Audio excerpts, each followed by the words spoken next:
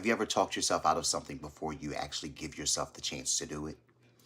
Have you ever stopped yourself from doing what could be one of the greatest things of your life?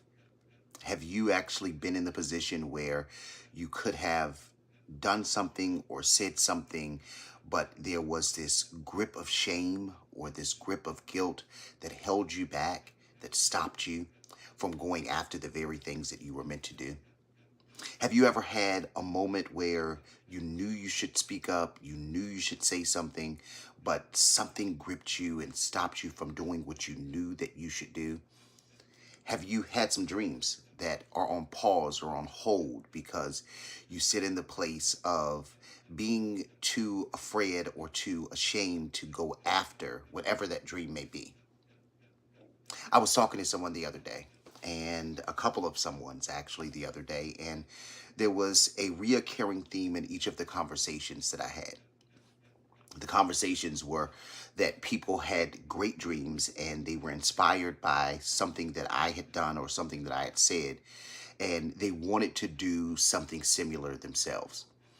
But they talked themselves out of it over and over again. They would say things like, no one's going to care, or what if I fumble? What if I fail?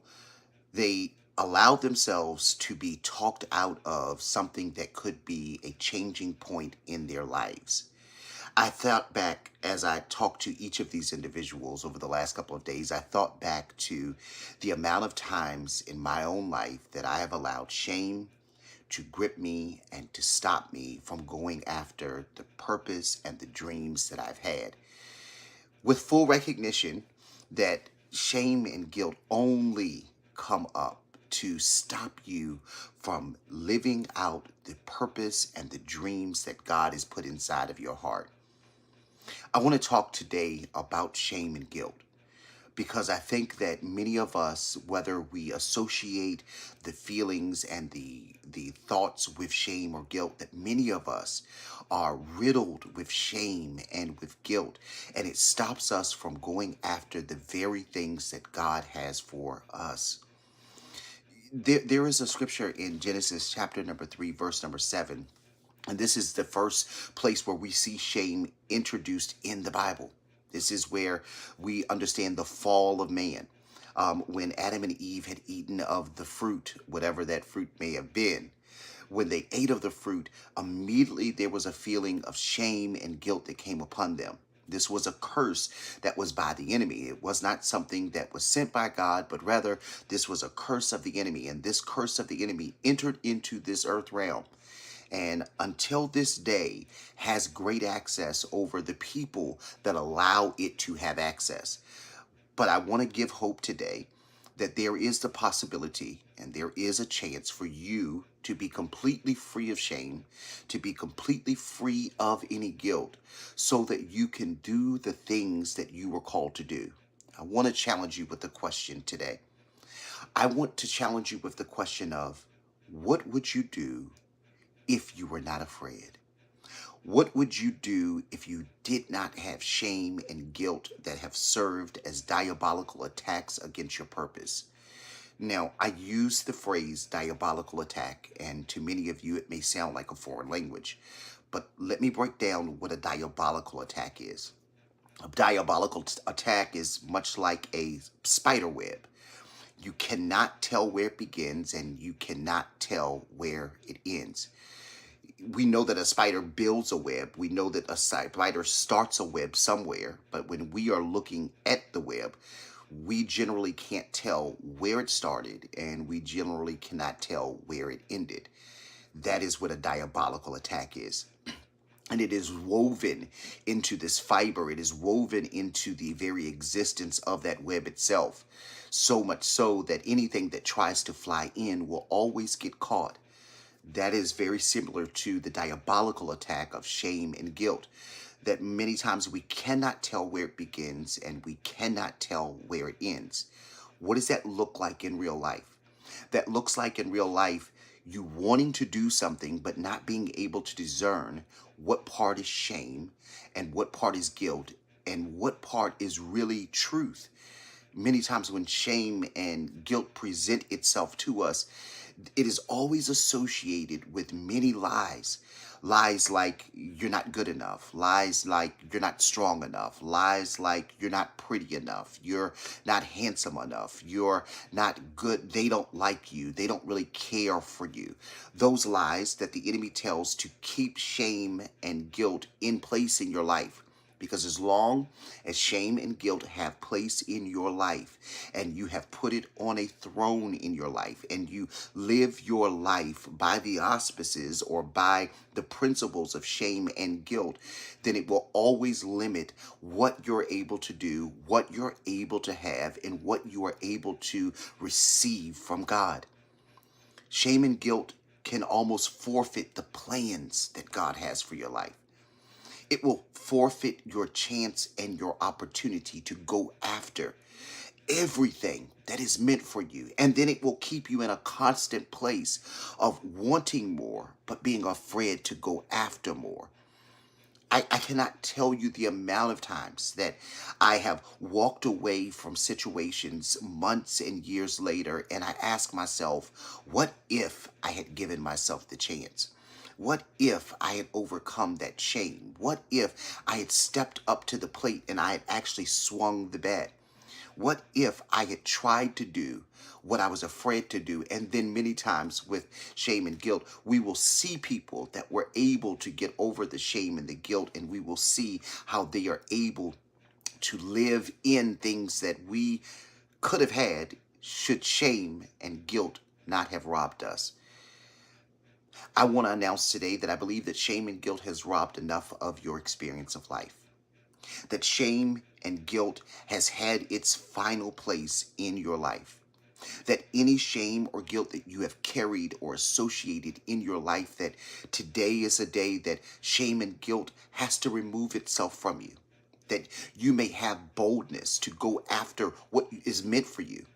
You have to remember that if there is something that you are meant to do or something that you are meant to be, the enemy is always going to align people that are going to try to point you opposite of what God has for you to do.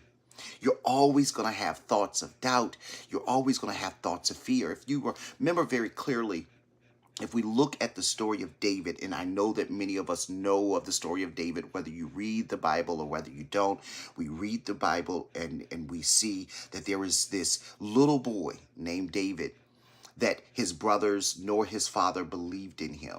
And so they begin to look at him differently. And when an opportunity came for him to be anointed king, they didn't even consider him.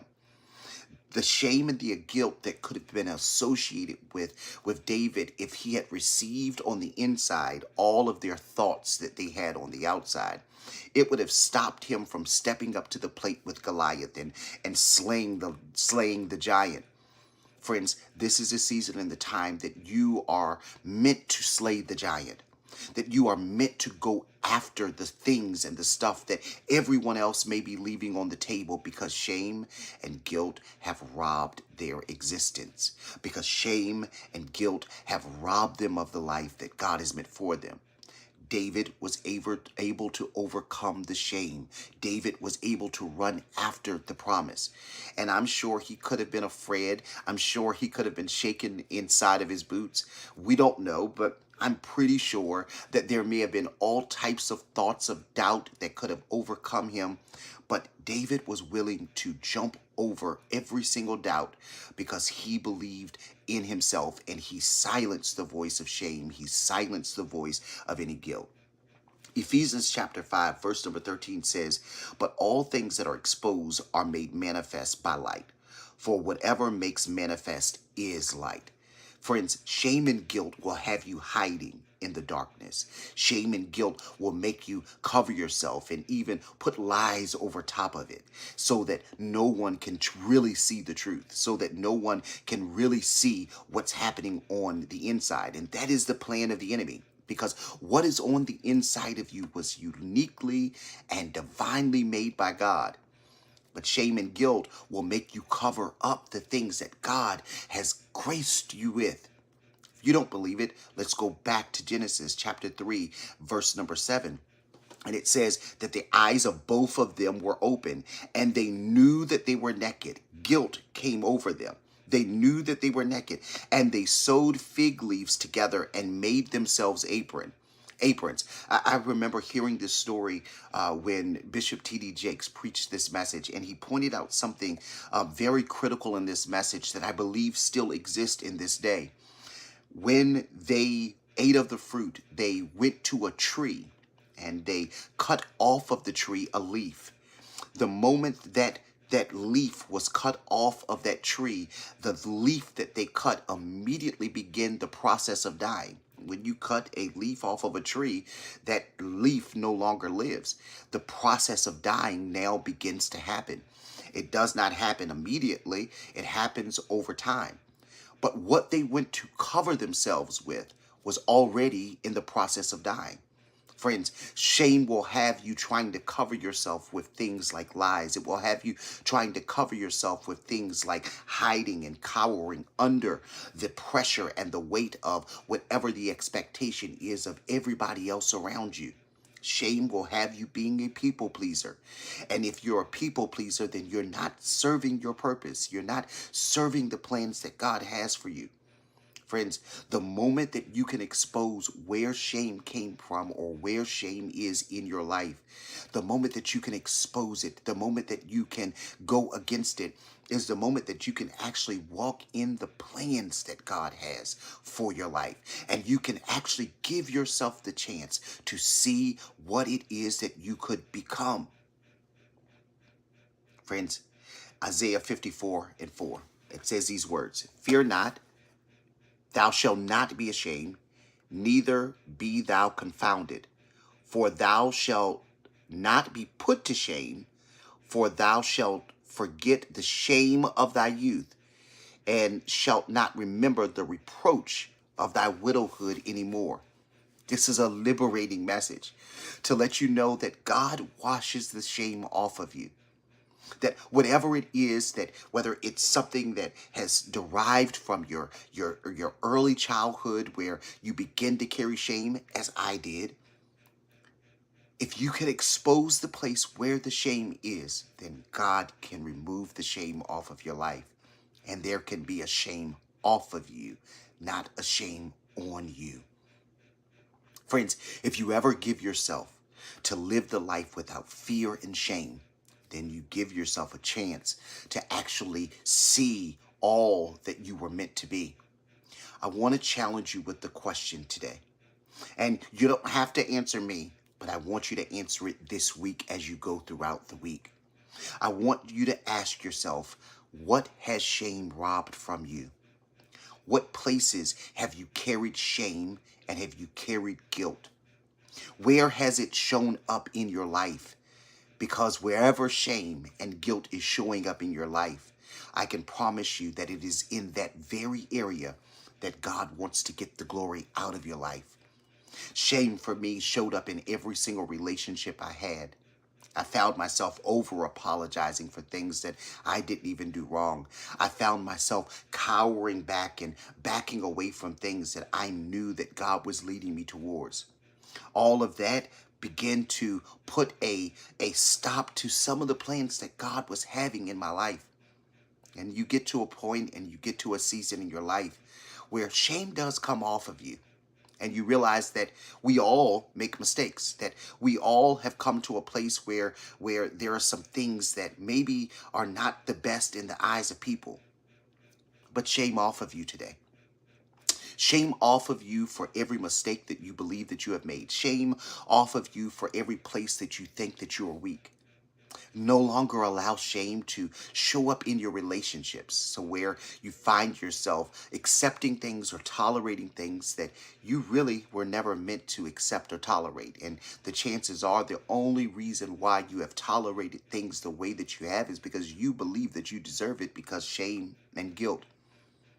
But friends, you deserve a life that is beautiful. You deserve a life and love to be all around you. You deserve the goodness that God wants to bring to you. And the spirit of self-sabotage because of the shame and the guilt, I wish and I pray that today that it suddenly be removed from you.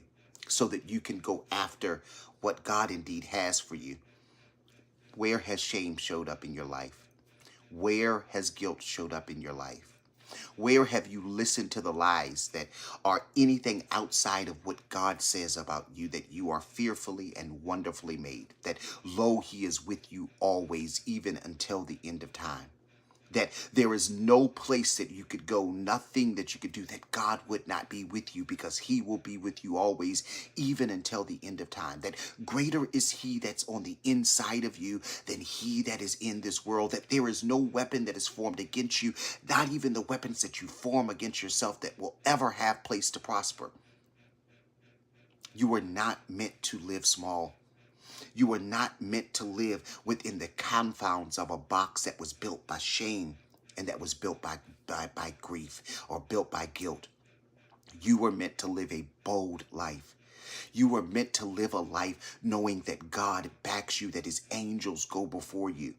You were meant to know that you were fearfully and wonderfully made, and that everything, even the minute details about you, the ones that people may judge or the ones that people may point their fingers at, that every gift that's on the inside of you was uniquely made and designed by God with you in mind and your purpose in mind. That shame is now off of you. That the moment that you can call out the place where shame tries to exist is the moment that God can shine the light on it and free you forever. And he whom the Son has set free is free indeed. Shame off of you today.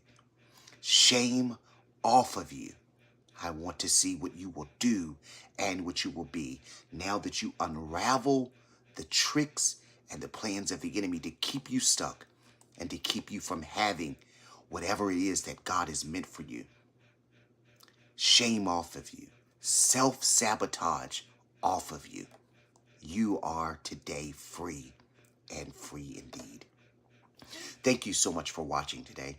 Maybe you still need prayer as you begin to walk through this journey. We are praying for you. And just simply say, I need prayer, right down in the comments. Every single Thursday at 6 o'clock a.m., our team is praying. And man, this past Thursday, what a prayer it was as we prayed for each of you and your circumstances and situations. I also want to thank every single one of my partners that every single week, without fail, each of you share my messages, because you know that these messages are being blessings to other people. And I personally want to thank you. Thank you for being a part of my community.